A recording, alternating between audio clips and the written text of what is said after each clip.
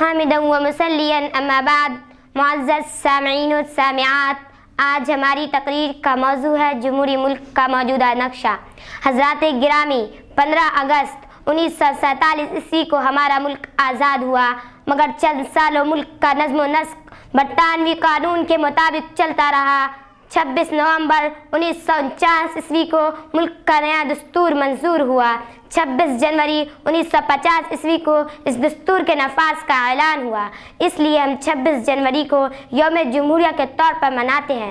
ہمارے ملک میں قومی تہوار کے طور پر منائے جانے والے دنوں میں یوم جمہوریہ کو کافی اہمیت حاصل ہے، کیونکہ جمہوریت میں ملک کے تمام باشندوں کی سالمیت ہے اور ان کے حقوق کی حفاظت ہے۔ جمہوریت میں ملک کی خوبصورتی ہے، لیکن آج کی صورتحال اور ملک کا موجودہ نقشہ ہمیں کچھ اور ہی نظر آتا ہے۔ کچھ لوگ مذہبی منافرت پھیلا کر جمہوریت کا گلا گھونٹ دینا چاہتے ہیں۔ کچھ لوگ ملک پر ایک طبقہ کے بالادستی کے خواہاں ہیں۔ کچھ لوگ اس سرد سبز گلستاں کو معصوموں کے خون سے سرخ ہندوستان بنا دینا چاہتے ہیں۔ بلکہ مجھے کیا لینے دیجیے، یہ لوگ ترنگے کی جگہ زعفرانی جھنڈے لہرانے کے خواہش مند ہیں۔ حضرات، یقیناً ملک کی یہ صورتحال یہاں کی جمہوریت کا کھلا مذاق ہے۔ میں پوچھتی ہوں کہ کیا مدارس سے عربی یا اردو ختم کرنے کی بات اور اس پہ اعلیٰ حکام کی خاموشی جمہوریت کا مذاق نہیں؟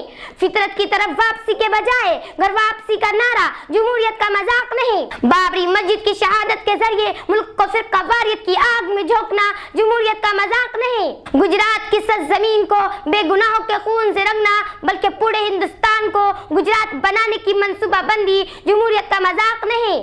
گورکشا کے نام پر راکشت والے کام انجام دینا جمہوریت کا مذاق نہیں؟ ایک طبقہ کے اداروں اور ان کی اقلیتی حقوق کو نشانہ بنانا جمہوریت کا مذاق نہیں؟ کسی کے پرسنل لائف میں دخل اندازی کی کوشش کرنا جمہوریت کا مذاق نہیں؟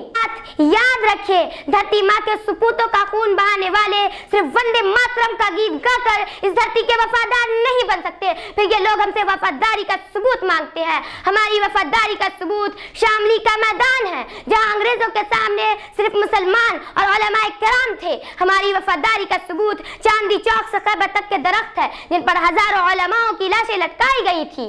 ہماری وفاداری کا ثبوت انگریزوں کو توپوں کے دہانے ہیں، جن میں ہمیں باندھ کر اڑا دیا گیا تھا۔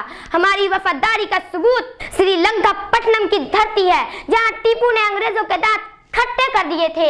ہماری وفاداری کا ثبوت ہزاروں جیل کی سلاخیں ہیں، جہاں ہم نے مختلف طرح کی سزائیں کاٹی ہے۔ لہذا اس حب وطن کے لیے کسی غدار وطن کے لیکچر اور مشورے کی ضرورت نہیں، بلکہ ہم تمہیں مشورے دیتے ہیں۔ اگر تم ملک سے وفاداری کا ثبوت پیش کرنا چاہتے ہو تو بے گناہوں کے خون سے ہولیاں کھیلنا بند کرو، مذہب اور مذہبی رہنماؤں کے خلاف بد زبانی بند کرو، فساد اور دہشت گرد پھیلا کر دوسروں کو دہشت گرد کہنا بند کرو، بابا قوم گاندھی جی کے قاتل گوڈسے کو دیش بھکت کہنا بند کرو، اور اپنی مختلف حرکتوں کے ذریعے جمہوریت کی مقدس کتاب کی توہین کرنا بند کرو۔ ہم نے تو ہمیشہ ملک سے محبت کی ہے اور ملک کو مضبوط کرنے والے کام کیے ہیں۔